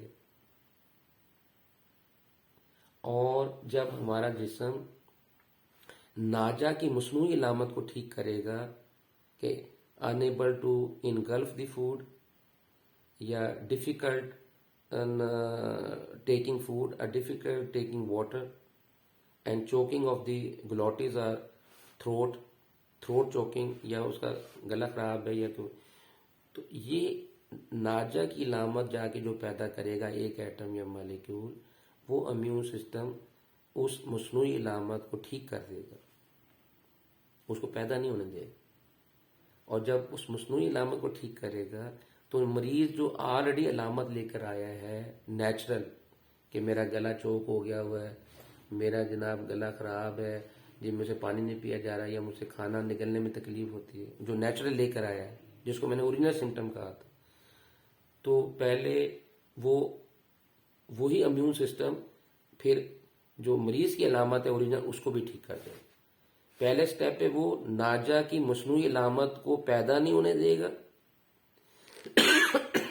और उसको ठीक करेगा अलामत को। और जब नाजा की अलामत को, उसके एक एटम की ताकत को, एक मालिक्यूल को ठीक करेगा, तो अब हमारे वाइटल फोर्स उभर चुकी है, अब हमारा इम्यून सिस्टम इनहांस हो चुका है और वो इम्यून सिस्टम जाके मरीज की जो ओरिजिनल सिम्टम उसको भी ठीक कर।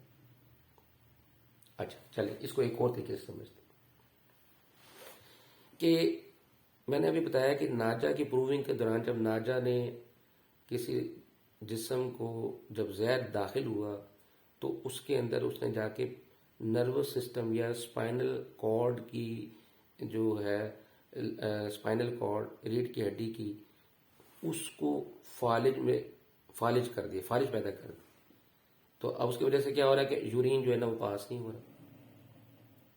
ठीक हो गया जी, ये अलामत नाजा की वजह से। नाजा सांप जब काटेगा तो ये अलामत है। तो अब मरीज हमारे पास एक आ गया, फर्ज कर लिया मरीज आता है कि जी डॉक्टर साहब मैनू ना एलोपैथिक डॉक्टर ने दसिया है, MBBS डॉक्टर ने दसिया है कि तेरे गुर्दे फेल हो रहे हैं।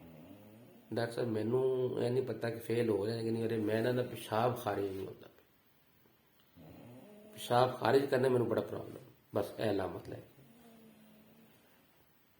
unable to evacuate the urine or unable to empty the bladder, bladder को खाली करने में मुश्किल, ये मरीज अलामत लेकर है, मुझसे पेशाब खारिज नहीं हो रहा, बीमारियों ने जो मर्जी है। एलोपैथी डॉक्टर ने कहा कि इधर गुर्दा फेल हो रहा था, इस वजह तो तकलीफ हमारे पास आ गया है। हमने कहा कि ये जो उसने कहा ना कि पेशाब यानी कि यूरिन खारिज करने में मुश्किल या ब्लैडर खाली करने में मुश्किल, ये अलामत हमारे पास है। हमने इसको कंपेयर किया किससे, अपने 2000 दवाइयों से, और दवाई हमें मिली नाजा, क्योंकि नाजा की प्रूविंग में ये अलामत लिखी हुई थी। ये क्या करती है कि ये रीढ़ की हड्डी का पैरालिसिस पैदा करती है, और जब ये पैरालिसिस की शिकायत पैदा होना शुरू होती है तो मरीज क्या कहता है कि मुझसे मेरे पेशाब पे कंट्रोल नहीं है और मुझसे पेशाब खारिज नहीं हो रहा। ये मेरी प्रूविंग की अलामत पैदा हुई। तो अब मरीज जो अलामत लेकर आया वो कहता है मुझसे मेरा जो ना मेरा मुझसे जो ये ब्लैडर है मसाना ये खारिज नहीं होता, पेशाब नहीं खारिज होता, पेशाब उसके अंदर मौजूद है, खारिज नहीं हो रहा, खाली नहीं होता, या मैं बाहर काट नहीं सकता, पेशाब करना मुश्किल हो जाता है। हमने उसको ये इसकी ओरिजिनल सिम्टम है मरीज लेकर है, लेकिन किस वजह से है हमें नहीं पता। वो कहता है कि एलोपैथी डॉक्टर के अंदर ये गुर्दे खराब होते, चलो ठीक हो गया, लेकिन हमें सिर्फ इतना पता है कि पेशाब इसका खारिज नहीं होता मरीज का, और हमने दवाई निकाली नाजा। अब मरीज की जो असल अलामत है वो पेशाब खारिज करने में मुश्किल है, difficult to evacuate the urine or make the bladder empty. It is very difficult for a person to make the bladder empty. उसको खाली करना मुश्किल उसके लिए हो रहा है। ये अलामत को कंपेयर किया तो हमारी दवाई निकली नाजा। अब जब हम नाजा 30 में देंगे तो नाजा 30 का एक एटम या मालिक्यूल जाके अलामत पैदा करेगा। कौन सी? वही प्रूविंग वाली, जब जिंदा सेहतमंद शख्स के अंदर वो अलामत पैदा हुई थी कि जब उसको सांप ने काटा तो उसने कहा कि मैं तो उन पेशाब ही नहीं खारिज कर सकता, ये उसने अलामत बताई थी और हम नोट।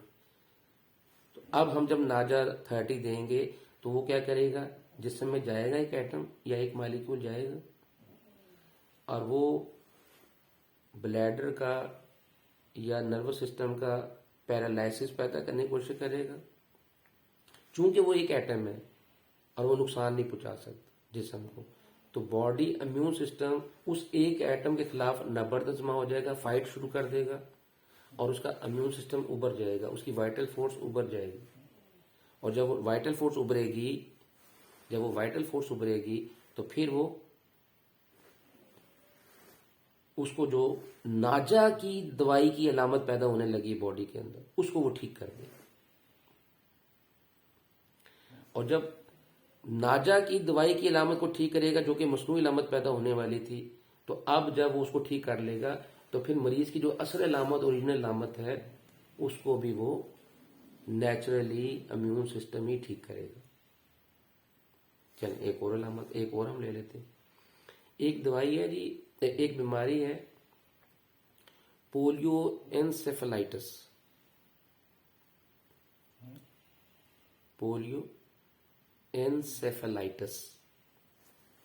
दिमाग के ब्रेन की सूजन की वजह से पैरालिसिस कह लो। दिमाग जो है ना ब्रेन, उसमें सूजन पैदा हो जाती है और उसमें पोलियो टाइप अलामत पैदा हो जाती है। एक होता है पोलियोमाइलाइटिस, एक पोलियोमाइलाइटिस है, एक पोलियो एनसेफेलाइटिस है, यानी पोलियो जैसी अलामत लेकिन दिमाग की इन्फ्लेमेशन या सूजन या उसकी वजह से। मरीज आ गया हमारे पास, कहना है बच्चे ने जनाब है प्रॉब्लम, और वो बता रहा है कि इसका दिमाग का फालिज का है और इसका जिस्म, इसकी टांगें मफलूज हो रही हैं, पोलियो की शक्ल की तरह इसको प्रॉब्लम है और इसके दिमाग में इसको बहुत ज़्यादा बुखार हुआ है, इसको तकलीफ हुई है, ये है वो है, कहानी डाल रहे हैं। तो अब एलोपैथिक डॉक्टर ने उसको डायग्नोज किया है कि इसको ये जो मरीज को जो अलामात हैं कि इसका दिमाग जो है वो उसकी में सूजन है, इसको पोलियो जैसी शिकायत हैं, इसके टांगे काम नहीं कर रही, इसके बाजू काम नहीं कर रहे, इसको बहुत तेज बुखार है, ये बहुत सारी अलामात। तो एलोपैथी डॉक्टर ने उसको डायग्नोज कर लिया है पोलियो एनसेफेलाइटिस। ये है अलामात इसकी ओरिजिनल। अब हमारे पास आ गई, हमें ये डायग्नोज करने की जरूरत ही नहीं कि इन्हों पोलियो एनसेफेलाइटिस है। वो कह रहा है कि इन्हों ਇਹਦਾ दिमाग दर्द करता है, ਇਹਦਾ सिर दर्द करता है, ਇਹਨੂੰ फाजी कैफियत है, ਇਹਦੇ हथ पैर काम नहीं करते ने, ये जिस तरह पोलियो दे रगड़ के या लत्तां करके रगड़ के या पिठ चुक के टुरदा है, इन्हों यह तकलीफ है, ਇਹਦੇ को चलिया नहीं जाता। वो हमें अलामतें बता रहे। हमें ये डायग्नोज की जरूरत ही नहीं कि इसको क्यों है। वहां पर वायरल डिजीज है पोलियो एंसेफेलाइटिस, वायरस की वजह से। हमें ये जानने की जरूरत ही नहीं, हमने अलामत देखी। अब ये अलामत हमारी दवाई नाजा से मिलती हैं, जो प्रूविंग के अंदर लिखी थी। प्रूविंग के अंदर क्या होता है कि जब नाजा का जहर किसी सेहतमंद शख्स में जाता है तो वो ब्रेन के सेल्स को उसमें सूजन पैदा करता है, वो जाके नर्वस सिस्टम को ब्रेक करता है, वो नर्वस सिस्टम में पैरालिसिस पैदा करता है, उसके हाथ और पैर काम करने छोड़ जाते हैं, वो माजूर हो जाता है,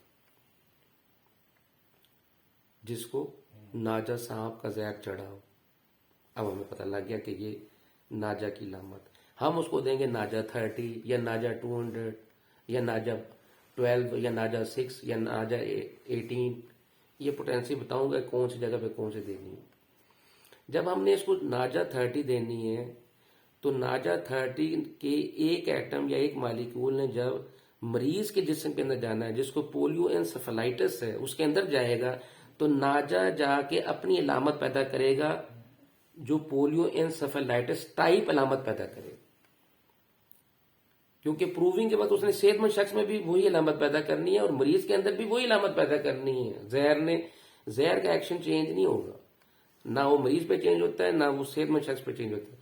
जहर अपना एक्शन करेगा, उसको नहीं पता कि आगे मरीज है या इंसान जिंदा है या वो सेहतमंद है या बीमार है। जहर ने अपना एक्शन करना है। गोली आप इसको मारेंगे, एक को 104 बुखार है, एक को कोई बुखार नहीं है, तो 98.6 फ़ारेनहाइट है, उसको 105 है। आपने इसको भी गोली मारी, इसको भी गोली मारी। गोली को थोड़ी पता है कि बंदा बीमार है तो मैं जरा दूसरे तरीके से एक्शन करा। गोली ने अपना एक्शन करना, दोनों बंदों को मार देगी गोली। इस तरह जब सांप ने 104 बुखार के मरीज को काटना है या उसने सेहतमंद शख्स को काटना है, दोनों पर सांप का जहर एक ही है, कोई तब्दीली नहीं है उसके केमिकल रिएक्शन में। जो साइनाइड चला जाएगा, वीनम चला जाएगा, बेशक वो 104 बुखार वाले के अंदर जाए या सेहतमंद शख्स के अंदर जाए, हट्टा कट्टे का, दोनों मर जाएंगे। दोनों में सांप का जहर का एक ही असर है, दोनों में कोई तब्दीली नहीं है। ये आपको मैं होम्योपैथी सिखा रहा हूं, जो आपको दुनिया का कोई बंदा नहीं सिखा सकता। सिखाए किसने? सीखने के लिए आपको बीएससी बायोकेमिस्ट्री होना जरूरी हो, मैंने की हुई, जो आपने नहीं की। सीखने के लिए बीएचएमएस होना चाहिए, ग्रेडेड भी बीएचएमएस होना चाहिए, क्लासिफाइड भी। वो मैं कीते तुझे नहीं कीते, एक ने कीता, या ग्रेडेड कीता होगा या क्लासिफाइड कीता होगा, मैं दो कीते ने। फिर आप इनॉटमी, फिजियोलॉजी, बायोकेमिस्ट्री, पैथोलॉजी, इसके अंदर हाईली क्वालिफाइड ग्रेजुएशन जो आपने नहीं की, मैं तो की थी, मैं तो यूनिवर्सिटियां तो की थी। हर सब्जेक्ट के ऊपर अलग ग्रेजुएशन। जिसने पढ़ा होगा उसको पता है कि क्या चीज है, यदि पढ़ता नहीं तो उन्हें नहीं पता लगेगा। फिर वो प्रैक्टिशनर होना चाहिए मेडिसिन का, उसको पता हो कि दवाई को है, दवाई का एक्शन क्या है। हनीमन कौन था? हनीमन ने प्रूविंग इसलिए लिखी है कि उसका 40 साल का क्लिनिकल प्रैक्टिस का तजर्बा था कि कौन सी दवाई किस मरीज को किस बीमारी में देनी है, और हर दवाई का उसको एक्शन का पता था। उसने कोई किसी दवाई की प्रूविंग नहीं कंडक्ट की। एक बंदा है, सांप ने किसी बंदे को काट लिया, तो आपने जो अलामत नोट की वो आपने कोई प्रूविंग कंडक्ट की? वो तो आपको वैसे ही पता है कि जब किसी बंदे को सांप काटता है तो ये अलामतें पैदा होती है, वो आपने नोट कर ली, वो तो आपने टेबल पर बैठ के लिखी। महीने में उसने 5-10 दवाइयों की प्रूविंग लिख दी है हनीमन ने, और हर महीने में 1 या 2 प्रूविंग लिखता था। और मैगजीन के जो एडिटर थे वो उसके दरवाजे पे बैठे होते थे कि पाजी बाबा जी सानू प्रूविंग लिख के दियो, असी छापनी, सानू पैसे लभने ने, तुसी देन दियो तो असी छापने तो सानू पैसे लभदे ने। तो बाबे ने थोड़ी प्रूविंग कंडक्ट की है, वो बाबे के पास तो हर दवाई का एक्शन पता था उसको। वो केमिस्ट भी था, एमडी डॉक्टर भी था, उसको 40 साल का तजर्बा भी था।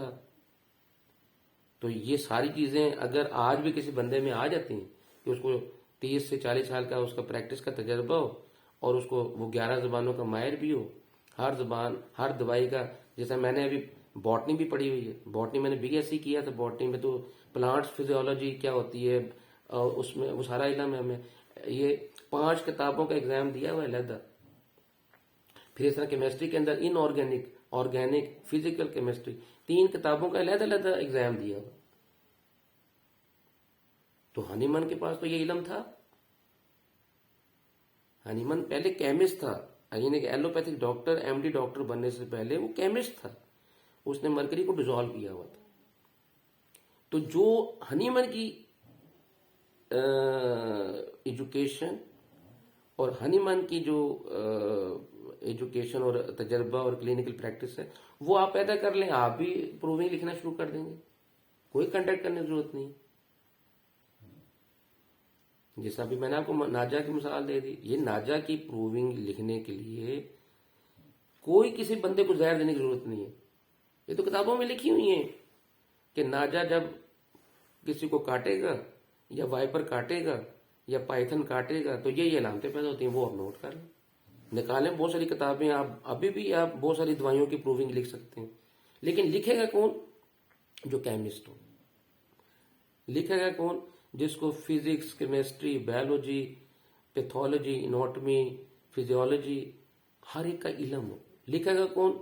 जो मुख्तलिफ जुबानों को जानता हो और हर जुबान की किताबों की, मेडिकल साइंस की और मटीरियल मेडिका को उनको पढ़ा हो। और लिखेगा कौन? जिसका 30 से 40 साल का क्लिनिकल प्रैक्टिस का तजर्बा हो, उसने मरीज देखी हो, मरीजों को ठीक करना, डिजीज को डायग्नोज करना और उसके अंदर उसको दवाई देना उसको आता हो। तो प्रूविंग लिखने के लिए कोई पैसे की जरूरत नहीं है, 10 रुपए चाहिए। जो केमिकल जिसके आपने प्रूविंग लिखनी है वो 10 रुपए हो, उसका 10 रुपए का मिल जाए। आपके पास एक पेन होने चाहिए, कागज होने चाहिए, ये है प्रूविंग के लिए। कोई लेबोरेटरी की जरूरत नहीं, किसी चीज की जरूरत नहीं। मैंने बहुत सारी दवाइयों की प्रूविंग लिखी है। लिखी किसमें? जो हम सामने ऑब्जर्व करते हैं मुख्तलिफ जगह पे जाकर। एक बंदा है, उसको किसी वो किसी ऐसी इन्वायरमेंट रहता है जहां पर वो एक खास किस्म के पौधे खा रहा है या खास किस्म के पौधे उसको इफेक्ट कर रहे हैं, सेहतमंद बंदा है उसको पर, तो हम उसके जाके अलामतें लेना शुरू कर देते हैं। अच्छा यार तू ऐसे इन्वायरमेंट रहा तेन की तकलीफ आने? वो कहना मैंने ऐ तकलीफ आ, तू की खाना है? कहना शटाला है, साढ़े को दूजा कोई पौधा नहीं था, सी एनू जनाब रोज पका के खाने। अच्छा तू की करना है? तो बहुत सारी, आधी से ज्यादा प्रूविंग जो है वो तो कागजों में अभी भी लिखी हुई है, किताबों में लिखी, वहां से आप देख सकते हैं, कर सकते हैं। ये जो है ना, क्या नाम, एक बीमारी है, वो है जी स्पाइना बाइफिडा। स्पाइना बाइफिडा एक बीमारी है। मरीज बच्चा पैदा होता है, उसकी कमर के पीछे फोड़ा बना होता है और ये फोड़ा जब बढ़ता है तो उसकी वजह से वो बच्चे को स्पाइन का पैरालिसिस हो सकता है। ठीक है, अब वो बच्चा हमारे पास आ गया, एलोपैथिक डॉक्टर के पास गया, वो 100 डायग्नोज करेगा, ਉਹਦਾ एक्सरे लै, ਉਹਦਾ MRI कर, ਉਹਦਾ CT स्कैन कर, ਉਹਦਾ फला कर, ये कर, वो कर, सारे टेस्ट करवा के आखेगा एनो स्पाइना बाइफिडा है, ਇਹਦਾ कोई इलाज नहीं, जाओ जाके ऑपरेशन कराओ। और ऑपरेशन भी दस देगा भाजी सर्वाइवल रेट कोई नहीं जी, हो सकता है मुकम्मल तौर पर मफलूज हो जाए, ਇਹਦਾ पेशाब पखाने का कंट्रोल नहीं होएगा, ਇਹਦੀਆਂ ਲੱਤਾਂ मफलूज हो जाती हैं, या हो जाएगा, फला हो जाएगा, ये हो जाएगा, वो हो जाएगा, ऐसा लिख के दे दिया। अब हमारे पास आ गया, हमें ये देखने की जरूरत ही नहीं कि इसको स्पाइना बाइफिडा है नहीं है। वो कहने जी एक औरत, मैं 3-4 केसेस देखे हैं इधर, वो इधर लाना मुसा भी देखने गया था, एक मरीज के घर गया था देखने के लिए। तो मेरा एक वाकफ दोस्त था, तो कहता डॉक्टर साहब तुम बड़े डॉक्टर था थानू लैके, मैं क्या चलो चले चलते, मैं क्या चाह पिया क्या आ जाए, मैं चलो जाके देखा तो उसको बच्चे को, वो तकरीबन 6 महीने का था या 8 महीने का था बच्चा, तो उसके पीछे वो स्पाइना बाइफिडा बना हुआ था। तो कहने जी ਇਹਦਾ ਇਲਾਜ करना, डॉक्टर कहता है ऑपरेशन होएगा तो वो बच्चा बचेगा नहीं बचेगा, इंज ये वो बड़ी परेशान थी उसके बाद। और मैं अगर छड़ दो तो जनाब ठीक कर देंगे। तो मैंने उसकी दवाई सेलेक्ट की नाजा, क्योंकि नाजा की प्रोग्राम में लिखा हुआ है स्पाइनल कॉर्ड पैरालिसिस पैदा होता है नाजा के जहर से। उसको तजवीज़ किया गया बच्चे कि इसको काफ़ी अरसे तक आप बाकी इलाज करवाएं, जो मर्जी करवाते रहें, जो मर्जी डायग्नोज करा दें, तुझे अपना दवाई जी दूजी खांदा पे ना अंग्रेजी वो भी खांदा रहे, पर साड़ी दवाई भी खानी है उस बच्चे के लिए ज़रूरी था। तो स्पाइना बाइफिडा, बाई का मतलब है दो,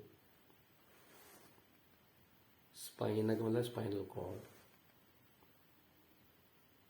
ऐसे बच्चे पैदा होते हैं जिनकी कमर के पीछे फोड़ा सा बना होता है। तो वो स्पाइनल कॉर्ड जो है ना, उसकी जो वो नर्व्स हैं वो यूँ करके प्रोट्रूड हो जाती हैं, बाहर आ जाती हैं, उसको स्पाइना बाइफिडा।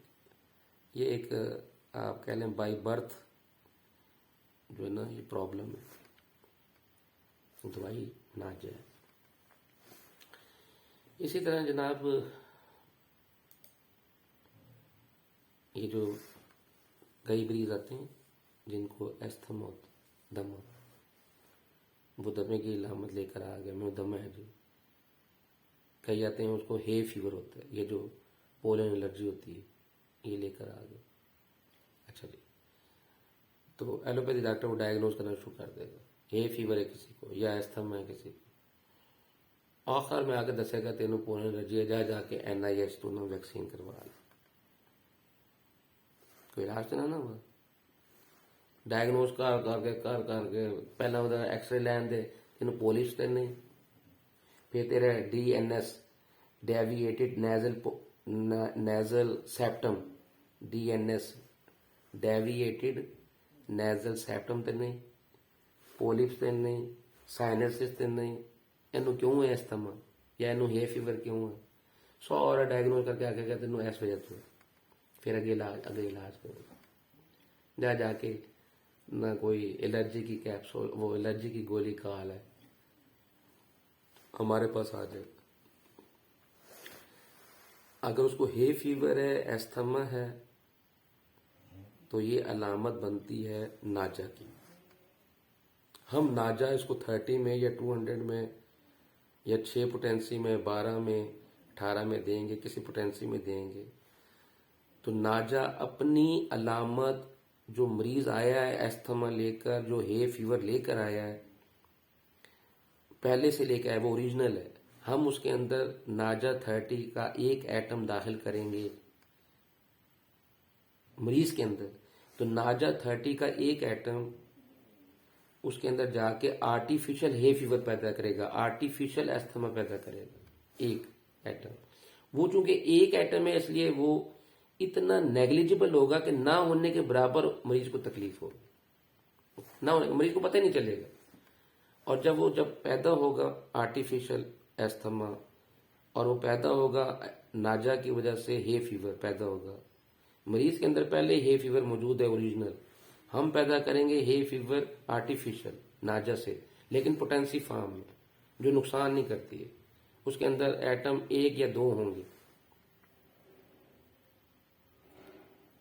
तो वो जो 1 या 2 एटम है नाजा के, वो बॉडी में जाके इम्यून सिस्टम को उभारेंगे, वाइटल फोर्स को उभारेंगे। वो वाइटल फोर्स और इम्यून सिस्टम नाजा की आर्टिफिशियल अलामत एस्थमा, नाजा की आर्टिफिशियल मसनूई अलामत हे फीवर जो पैदा हो रही है उसको वो ठीक कर देगा। कौन? बॉडी का इम्यून सिस्टम, बॉडी का वाइटल फोर्स उसको ठीक कर देगी। और जब वाइटल फोर्स और इम्यून सिस्टम नाजा की आर्टिफिशियल अलामत को ठीक कर देगी, तो जो ओरिजिनल सिम्टम वो लेकर आया हुआ है एस्थमा और हे फीवर, जिसका हमें नहीं पता किस वजह से है, वो ऑटोमेटिकली वही वाइटल फोर्स, वही इम्यून सिस्टम उसको भी ठीक कर देगा। ये है होम्योपैथी। लेकिन अलामत मैच करेगी तो फिर मरीज आराम आएगा। अलामत मैच ना की तो दवाई नाजा बनती हो, आप उसको एकोनाइट दें तो पे देते रहो, मरीज नहीं ठीक होगा। मरीज ठीक उसी वक्त होगा जब दवाई की अलामत मैच कर जाएगी, और जब दवाई की अलामत मैच करेगी तो एग्रीवेशन भी होगा। और यही हमारा होम्योपैथिक का भी है कि होम्योपैथिक में एग्रीवेशन होगी तो इसका मतलब है कि जो दवाई आपने ढूंढी है, नाजा ढूंढी है, वो बिल्कुल सही सिलेक्ट होगी। एग्रीवेशन कब होगी वो भी समझिए, ये दुनिया कोई बंदा आपको नहीं समझा सकता। मरीज लेकर आया हे फीवर और एस्थमा, ये ओरिजिनल सिम्टम है। हमने नाजा 30 से हे फीवर और एस्थमा मरीज में पैदा किया पोटेंसी से, तो जैसे ही दवाई मैच कर गई, एक अलामत वो हे फीवर अपनी ओरिजिनल लेकर आया, एक हे फीवर नाजा ने पैदा किया बॉडी के अंदर, तो उसकी अलामत थोड़ी एग्रीवेट कर जाएंगे। वो कहेगा डॉक्टर साहब मैंने तकलीफ है ऐसी, पर ए दवाई देने नाल मैंने थोड़ा जा राती मेरी बड़ी मुश्किल ना गुजरी है, लेकिन सुबह में ठीक हूं, मैं काफी बेहतर हूं। तो एक दफा अलामत बूस्ट अप करती है जब आपकी दवाई सही सिलेक्ट हो जाए, जिस दवाई को हम कहेंगे सिमिलीमम रेमेडी। सिमिलीमम रेमेडी वो कहलाएगी जो कि आपकी मरीज की अलामत और आपकी जो दवाई के अलामत को मैच कर जाए, उसको हम सिमिलीमम रेमेडी कहते हैं। और सिमिलीमम रेमेडी जब भी देंगे तो मरीज के अलामत एग्रीवेट करेंगे। और ये हनीमन भी कहते हैं कि जब तक एग्रीवेशन नहीं होगी आपकी दवाई सही सिलेक्ट नहीं होगी। लेकिन दवाई एग्रीवेशन का मतलब ये नहीं कि उनको कोई तकलीफ होगी। आपने दिया एक एटम, नाजा का एक एटम दिया, कोई जाके तकलीफ पैदा नहीं करेगा। एग्रीवेशन का मतलब है कि थोड़ा सा वो अनकंफर्टेबल महसूस करेगा कि एस्थमा पहले उसको था, तो नाजा जब आपने दी एस्थमा की वजह के लिए, तो वो थोड़ा सा मजीद डिफिकल्ट सा अनकंफर्टेबल महसूस करेगा दवाई खाने के बाद। लेकिन फौरन उसके बाद वो ये एग्रीवेशन 5 मिनट रहेगी, 10 मिनट रहेगी, इससे ज्यादा नहीं होती है, और वो ठीक हो जाएगा। फिर आप कह लें कि नाजा जो सबसे ज्यादा हम यूज करते हैं वो एंजाइना पेक्टोरिस, दिल का दर्द।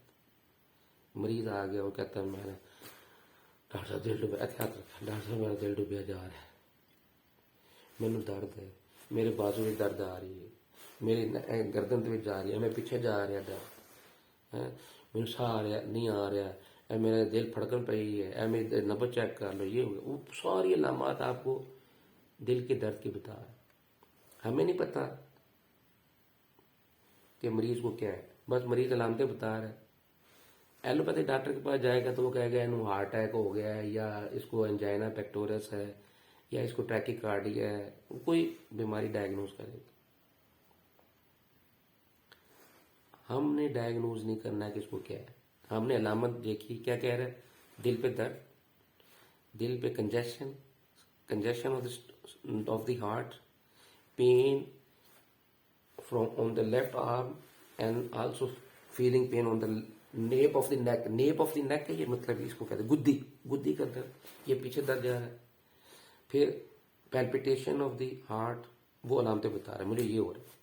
हमने उन अलामत को 5-6 अलामतों को लिया, दिल का दर्द, फड़कन, नब्ज कमजोर, और बाएं हाथ में दर्द जा रहा है, और सांस लेने में मुश्किल हो रही है, परेशान है, ज़हनी तौर पर डिप्रेस्ड है, वो अलामतें ली। वो अलामत मैच कर गई हमारी नाजा के साथ। हमने नाजा उसको दी 30 में।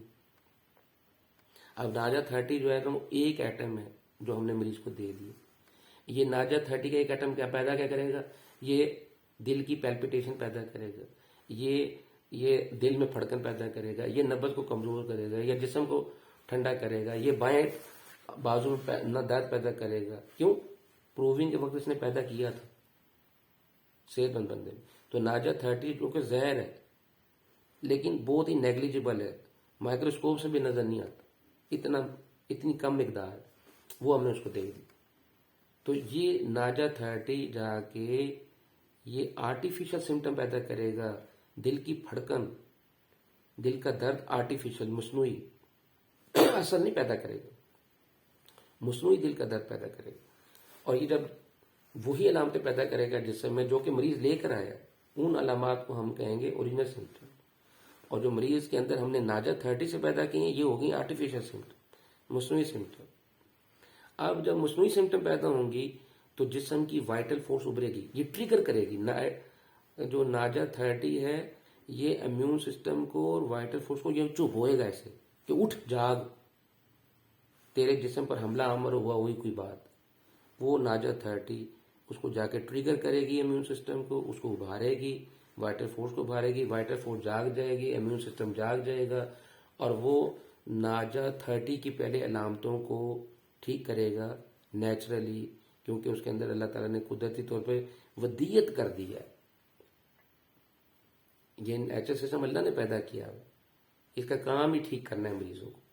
ये जाके ट्रिगर होगा किससे? नाजा 30, और वो फिर इम्यून सिस्टम नाजा 30 की मसनूई अलामत को ठीक करेगा, यानी कि एंजाइना पेक्टोरिस को ठीक करेगा, पैल्पिटेशन को ठीक करेगा, नब्ज की जो स्लो है इरेगुलर उसको ठीक करेगा, कोल्डनेस को ठीक करेगा, बाएं आर्म में दर्द है न pain in the left arm उसको ठीक करेगा, नेप ऑफ द नेक को ठीक करेगा।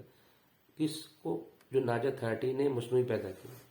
और जब इनको ठीक कर लेगा तो जो ओरिजिनल सिम्टम लेकर आया, जो कि बहुत मुश्किल थी, उनको बहुत तेज थी और जिसका हमें रीजन नहीं पता क्यों पैदा हुई, उनको भी वो ठीक कर। इसलिए Naja tripudians one of the best remedy for all kind of heart diseases. That is why we suggest or prescribe Naja tripodians in potency form, because during the proving of the Naja, the original symptoms were produced or born in the healthy human being that was infected or affected by the venom of the Naja tripodian species, and that was recorded by the scientist or the doctor in the Materia Medica.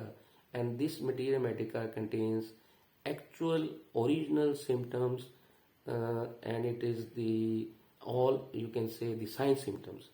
And treating the patient and observing and recording the symptoms during the case taking, that is an art. Sometime when the patient will visit us, then a person who is highly qualified, that has a highly strong academic background and very high and high experience of treating the patients, that practitioner will easily find out the minimum remedy for the patient that is suitable for the patient. एक अच्छा practitioner जिसकी तालीम अच्छी होगी, जिसका तजर्बा अच्छा होगा, जिसकी पढ़ाई अच्छी होगी, और वो एक आसानी से सिमिलिमम रेमेडी मरीज के लिए तलाश कर सकता है।